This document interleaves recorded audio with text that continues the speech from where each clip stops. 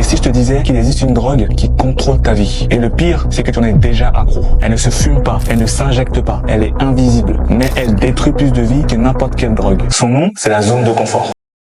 La vraie question à se poser sur la zone de confort, elle est très simple. Est-ce que c'est toi qui contrôle ta vie ou est-ce que c'est une entreprise, un algorithme ou une industrie qui décide à ta place? Si tu regardes bien dans ta vie, à chaque fois que tu prends ton téléphone portable, à chaque fois que tu repousses une tâche difficile, inconsciemment, tu as choisi la zone de confort. Tu as choisi le confort immédiat. Que tu le veuilles ou pas, dès lors que tu choisis la zone de confort, dès lors que tu choisis un confort immédiat, quelque part, une entreprise gagne de l'argent sur ton inaction. Et même des études scientifiques le confirment, ton cerveau est programmé à rechercher la facilité à chaque fois. Et la raison elle est très simple, parce qu'à l'époque de nos ancêtres, le but était d'économiser de l'énergie pour survivre. Mais aujourd'hui, ce qui t'aide à économiser l'énergie te tue à petit feu. Il y a une citation qui dit, si tu veux contrôler un homme, tu n'as pas besoin de chaîne. Il te suffit juste de le rendre accro au confort. On va prendre l'exemple par exemple de Netflix. Il y a beaucoup de gens qui diront que Netflix est là pour te divertir. C'est vrai, mais pas que. Leur objectif premier, c'est que tu passes le maximum de temps sur leur plateforme pour ensuite pouvoir monétiser cette attention. Et c'est pour ça que chaque épisode commence automatiquement sans que tu n'aies rien besoin de faire. Et c'est pour ça qu'ils investissent des millions de dollars chaque an pour que justement tu sois accro à leur plateforme et que tu n'en sortes jamais. Leur objectif premier, c'est que tu restes sur la plateforme à tout prix. Et Instagram et TikTok, c'est la même chose. Tu vas ouvrir juste pour 2 minutes et tu vas voir que 45 minutes plus tard, 1 heure plus tard, tu es encore sur la plateforme. Leur but, c'est que tu restes accro à leur plateforme et que tu restes justement bloqué sur la plateforme à scroller. Comme ça, eux pourront justement aller voir les entreprises pour monétiser votre attention. Netflix ne vend pas de films, ils vendent ton attention. Instagram et TikTok ne te rendent pas sociable, ils te rendent accro au like. Un fast-food ne te nourrit pas, il te bousille la santé. Et le pire dans tout ça, c'est que tu t'en rends même pas compte que toutes ces choses te bousillent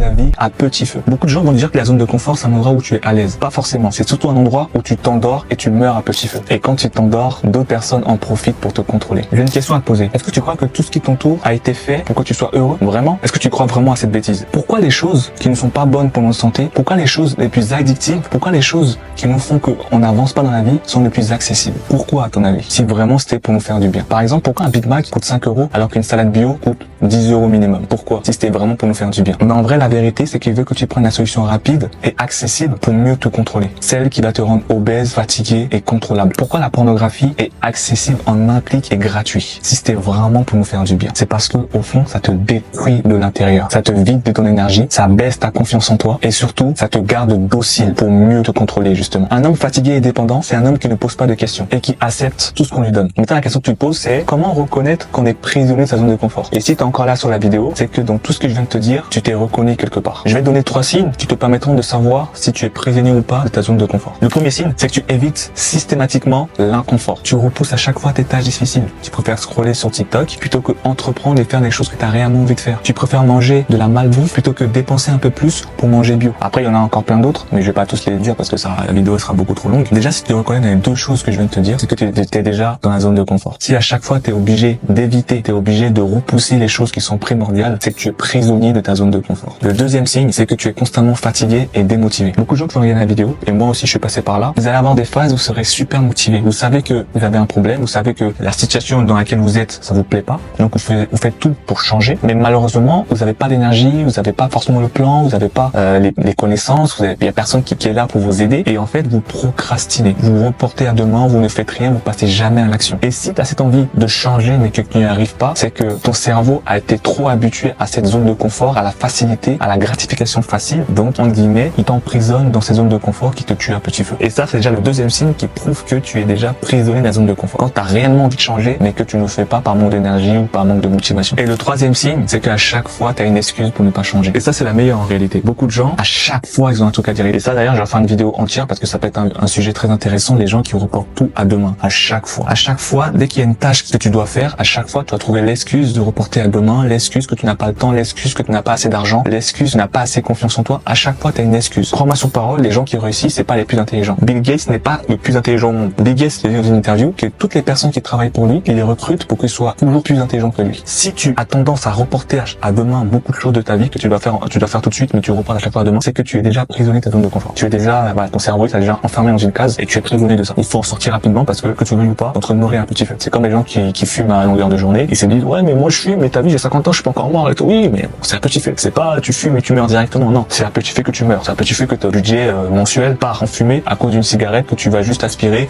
et après c'est terminé. Et tu sais ce qui est encore plus vicieux que ça? C'est que si tu ne fais rien, ton confort d'aujourd'hui va devenir ton piège de demain. Maintenant que tu sais que la zone de confort est un piège et que ce n'est pas bon pour ton futur, tu te demandes comment en sortir. Parce que c'est bien de savoir que tu as un problème, mais il faut aussi la solution pour remédier à ce problème. J'ai donné 3 actions que tu pourras mettre immédiatement après la vidéo. Des actions qui seront peut-être pour toi basiques, mais qui seront puissantes sur le long terme parce que ça va te permettre de sortir petit à petit de la zone de confort. La première action que tu pourras faire, c'est très simple, c'est de stopper tout ce qui est gratification facile. Coupe les réseaux sociaux. Essaye de faire un jour sans réseaux sociaux. Un jour sans aller sur TikTok. Un jour sans aller sur Instagram. Essaye de sortir un peu de ces réseaux sociaux. Au moins pendant un jour. Et tu verras la différence sur le long terme. Si tu fais ça régulièrement, tu verras que les réseaux sociaux, ça te sert à rien et que ça te bouffe ton énergie et ton temps qui est aussi précieux. La deuxième chose que tu peux faire, c'est que chaque jour, essaye de faire au moins une action qui est pour toi inconfortable. Si par exemple, toi, tu as du mal à parler à quelqu'un dans la rue, une fois par jour, tu parles à quelqu'un dans la rue. Même si vous demandez l'heure, c'est pas très grave. On s'en fout de ce que tu demandes. Il faut que tu fasses quelque chose qui est inconfortable.